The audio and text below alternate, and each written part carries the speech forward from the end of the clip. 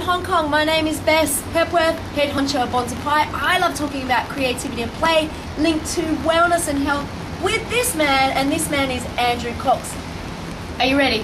He is the founder and director of Innate Fitness. He is not one but 5 master trainers. Let's go. NASM, PTA Global, Viper, Power Plate, and Trigger Point. CP Therapy. Come on. And today we're going to talk to you guys about energy management. Now, Andrew, very quickly, energy management. Often people are going to be comparing that to time management. Okay, so they're managing time with, say, a clock on their wrist or on the wall.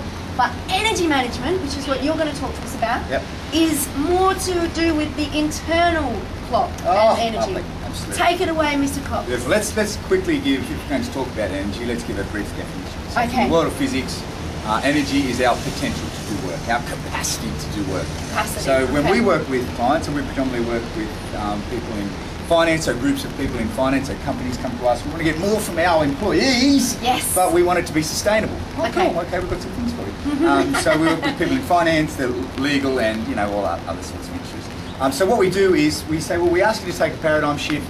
After you take a paradigm shift, get away from managing time, because it's very easy and it's very quantifiable, which is what's so effective. But now we say, how about we look at managing our energy, not our time? Because if you want to get more done in less time, then energy is the shift that we've got to go after, baby. And who wants to get more done in less time? Absolutely. Be very efficient with what we do. So how are we going to do that? Well, so let's go on about energy a little bit more. So one thing we know, energy, it's difficult to quantify. So that's the problem that we have, because time is outside of us, it's easy to quantify, but energy is within us. But here's some cool things on energy. Okay, it's renewable, it's expandable, point to remember. And another really important point is that it's contagious. That's true. So a quick take home from a lot that, of energy here from if you're a trainer, because we're talking to trainers, but we're also talking to trainers in the capacity of some other stuff that we bring to the table for people outside of energy.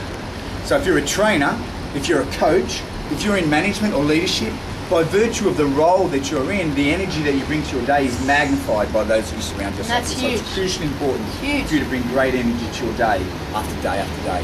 And also taking that energy home, right? Absolutely, because that's when we talk about sustainable, the people we work with, so long working days here in Asia, go to work, need a cup of coffee to get started, a linear period of stress or a linear model of stress, and then we go home, disengage from life, drink wine to shut off, watch mind-numbing television, and then that is unsustainable. You can't turn up and be your best day after day, week after week, month after month, if that's your model for success. Okay, so just quickly, what can we give to the audience that gives them some takeaways? Absolutely. So let's talk, what trainers innately we know, what we work with every day is something called periodization.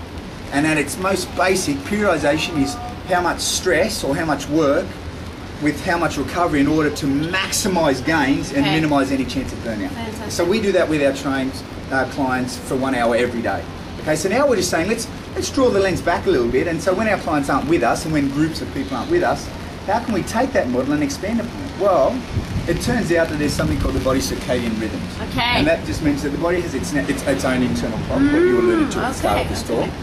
So its own natural ebb and flow of energy that we take through our day and while we sleep as well. So what we're saying is, so according to our circadian rhythms, when you go to work, work in a way that is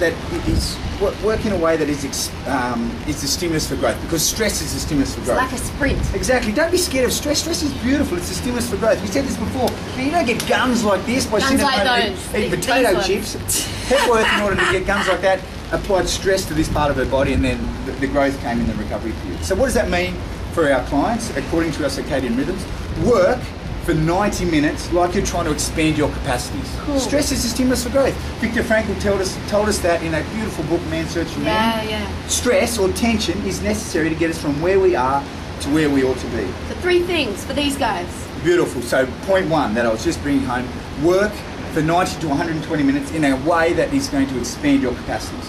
Then here's the really important part, step away and train recovery. Because stress is the easiest part, but if we don't recover, then we don't allow the adaptation to it's about the recovery. Exactly. So that means, so what do? Seek stress, train recovery. In recovery, how does the body recover at its best?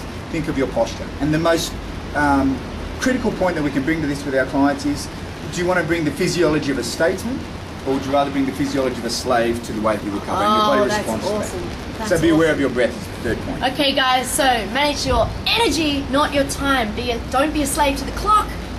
Mechanically, be a statesman Oh, to your internal clock. Beautiful. Okay, that's us from Over and Hong out. Kong. Thank you, guys. See you next time.